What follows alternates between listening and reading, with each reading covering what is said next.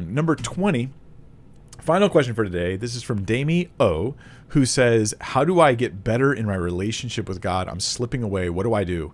Damie, my encouragement is it's probably obvious to everyone else what you need to do. And you need to maybe look around and ask yourself, think of this as a friend telling you this, and ask yourself, what in my life are the obvious steps everyone else would tell me to do that I'm just ignoring?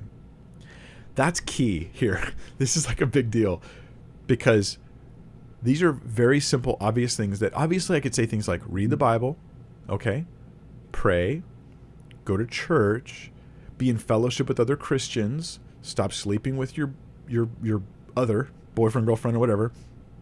I could say those types of things, right? But there's also like just those who know you. Those who know you, where if you just actually surveyed truly spiritual Christians in your life and you asked, what do I have to do to get closer to God? They would just immediately say what? Because they know you. And sometimes we need to remember how others see us because we're blind to some of our own issues. So Damie, yeah, that's my thought. Seek the Lord and you'll find him. But don't base your closeness with God on how strong your emotions are right now. So I'm married. Me and my wife have, I think, a very healthy relationship. But when I evaluate, this might help, when I evaluate my relationship with my wife, I don't think of how strong my butterflies are at the moment. It doesn't even occur to me. Not even on my radar.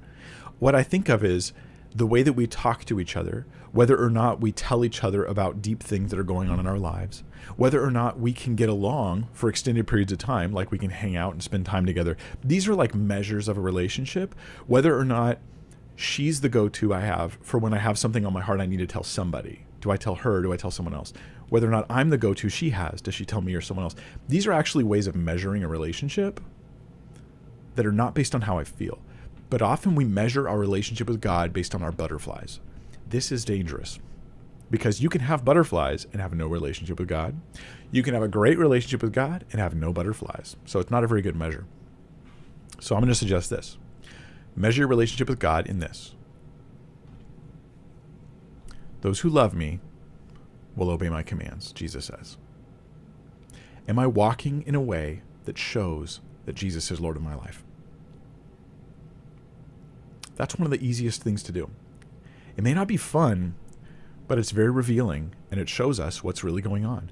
And I'm not saying only highlight areas you fail and that's all you pay attention to, but look at your lifestyle and the life choices you make and say, are you walking with Christ in a visible way in your life? It should be obvious. Don't measure by butterflies because butterflies flutter bys. Does that make any sense? Anyway, all right, Davey. Then consequently, how you would get a better relationship is to walk in greater appreciation of God, in love for what he's done for you, which is going to be helped and increased by things like going to church and reading the Bible and praying, but also in putting off sin, because these are other loves. These are other commitments that are fighting for your commitment to God. So I hope that helps. Lord bless you all. Thank you so much for joining. On Monday, the next video in the Mark series is coming. And this one's actually, here's what I'm going to do. I'm going to be doing a, how would I interpret the longer ending of Mark if it does belong in the text? I'm just going to say, how would I interpret it? We're going to walk through it. I'm actually going to do the full teaching on whether or not it should be in the text, or at least all of what I've learned about that over the past few weeks. The following week, the following Monday, that's the plan anyhow. It's just taking way, way, way more time than I keep thinking it will. And I'm hopefully going to be able to make sense of it and bring it to you in a way that's helpful.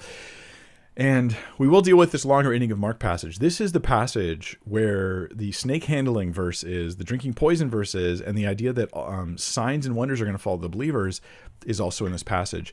Other than that, it's largely uncontroversial, but the most controversial stuff is the signs and wonders related stuff. And the snake handling verse, which is hijacked by a very small minority of weird country preachers in the Midwest of the United States who have suffered the fate of death because of their obvious folly. This is so sad. It's so sad to see it happening.